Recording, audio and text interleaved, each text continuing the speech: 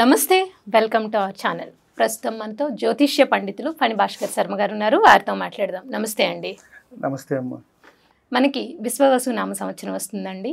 So Vishwavasu నామ సంవత్సరంలో మేషాది ద్వాదశ రాశులకు ఎలా ఉంటుంది, అలాగే వారు పాటించాల్సిన పరిహారాలతో పాటు అసలు గ్రహస్థితి ఎలా ఉంది, గ్రహ సంచారం, గ్రహస్థితి, ఆదాయ వ్యయాలు కూడా ఎలా ఉన్నాయో ఒక్కసారి చెప్పండి. శ్రీ గురుభ్యో నమః, శ్రీమాత్రే నమః. నమస్కారం అమ్మ. అలాగే వీక్షకులందరికీ కూడా శ్రీ విశ్వావసునామ సంవత్సర శుభాకాంక్షలు.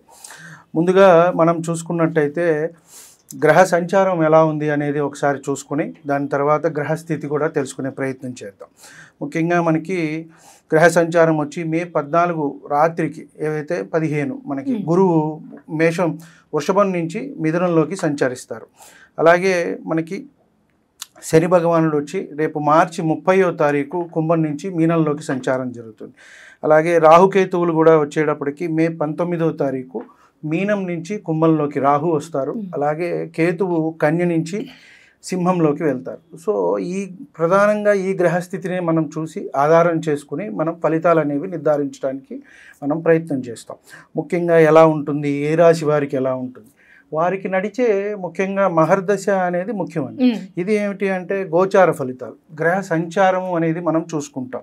ప్రతి గ్రహం కూడా ఒక నిర్దిష్టమైన సమయంలో కాలం తిరుగుతూ ఉంటుంది. రవి కానివ్వండి, రాహు కానివ్వండి, గురువు కానీ అతి ఎక్కువగా తిరిగేది వచ్చేటప్పటికి 2.5 సంవత్సరాలు శని భగవానుడు ఒక్కొక్క దాంట్లో. కాబట్టి ఈ సంచారం మనకి మార్చి 30వ తారీఖు 2020 నుంచి 2027 చివరి వరకు కూడా మీనరాశిలోనే ఉంటారు. మనం ఇప్పుడు గ్రహస్థితి గురించి తెలుసుకున్నట్టయితే మనకి ఉగాది రోజు మార్చి 30వ తారీఖు మనకి ఉగాది అనేది రావటం జరిగింది. వృషభంలో గురువు, మిథునంలో కుజుడు, కన్యలో కేతువు, తక్కిన 6 గ్రహాలు కూడా మనకి మీనంలోనే ఉన్నాయమ్మ.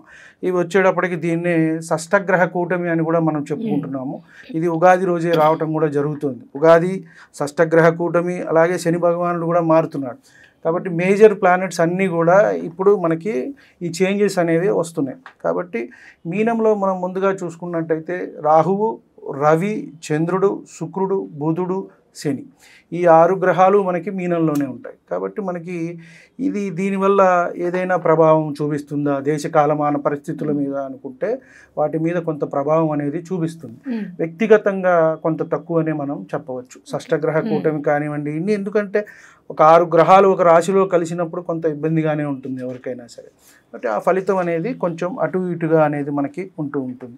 గురువుని తీసుకున్నట్టయితే మనకి మే 14 నుంచి వృషభం నుంచి మిథునంలోకి వెళ్తారు. మళ్ళీ అక్టోబర్లో కొంత అతిచారం వల్ల కర్కాటకానికి వెళ్ళి మళ్ళీ వక్రించి మిథునానికి వచ్చేస్తారు. ఇది సంచారం. అలాగే శని సంచారం చూసుకుంటే మనకి మీనరాశిలో సంచారం జరుగుతుంది. జూలైలో కొంత వక్రించి అక్కడే ఉంటారు మీనంలోనే, మళ్ళీ మనకి అక్టోబర్లో వక్రం అయిపోతుంది. అలాగే రాహుకేతువులు మే 19 నుంచి కూడా సంచారం అనేది కుంభంలోను రాహువు, అలాగే సింహంలో కేతువు అనేది సంచారం జరుగుతుంది. ముఖ్యంగా ఈ గ్రహస్థితి అలాగే గ్రహ సంచారాన్ని బట్టే మనము వచ్చే ద్వాదశ రాశులకి కూడా మన ఫలితం అనేది చెప్పడానికి అవకాశం ఉంది. సార్, విశ్వవసు నామ సంవత్సర ఫలితాల్లో భాగంగా మేషాది ద్వాదశ రాశుల్లో మకర రాశి వారికి ఎలా ఉంది, వారి ఆదాయ వ్యయాలతో పాటు సంవత్సర ఫలితాలు కూడా ఒకసారి చెప్పండి. నమస్కారం. ముందుగా మకర రాశి వారికి శ్రీ విశ్వావసునామ సంవత్సర శుభాకాంక్షలు. వీరికి చూసుకున్నట్టయితే ఉత్తరాషాఢ 2, 3, 4 పాదాలు, శ్రవణం 4 పాదాల వారు, అలాగే ధనిష్ట 1, 2 పాదాల వారు ఈ రాశి కిందకి వస్తారు. వీరికి చూసుకున్నట్టయితే ఆదాయం 8, వ్యయం 14, రాజపూజ్యం 4, అవమానం 5. వీరికి కూడా సామాన్యమైన ఫలితాలే మనకి సూచిస్తున్నాయి. కాకపోతే ఒకంత వీరికి మంచిది ఏమిటి అంటే ఏలినాటి శని అనేది అయిపోవటము. శని భగవానుడు తృతీయంలోకి వెళ్ళటం వల్ల కొంచెం ఆశావాహ దృక్పథం అనేది వస్తుంది. అన్ని విషయాల్లో కూడా మంచి జరగడానికి అవకాశం ఉంటుంది. వీరిలో కొంత మార్పు వస్తుంది, జనాదరణ పెరుగుతుంది, మిమ్మల్ని అందరూ ఇష్టపడతారు, కుటుంబం అనేది వృద్ధి చెందుతుంది, కుటుంబంలో మంచి జరిగే అవకాశం అనేది కనబడుతోంది. పోటీ పరీక్షల్లో రాణిస్తారు. పిల్లలు ఏదైతే చదువుకునే వాళ్ళు ఉన్నారో వారికి మంచి అవకాశాలే ఇక్కడ ఉన్నాయి అని చెప్పని మనం చెప్పవచ్చు. వీరికి కొంత జీర్ణ సంబంధమైన అంశాలు అనేవి ఇబ్బంది పెట్టే అవకాశం ఉన్నది. ఉదర సమస్యలు, జీర్ణ వ్యవస్థకు సంబంధించిన వ్యాధులు, కొంత ఇబ్బంది పడుతుంది. అనారోగ్య సూచన ఉంది. వైద్య ఖర్చులు అయితే వచ్చే అవకాశం కనబడుతుంది. కాబట్టి కొంత ఆ పరమైన జాగ్రత్తలు తీసుకోవటం మెడికల్గా వీరికి చెప్పదగ్గ సూచన.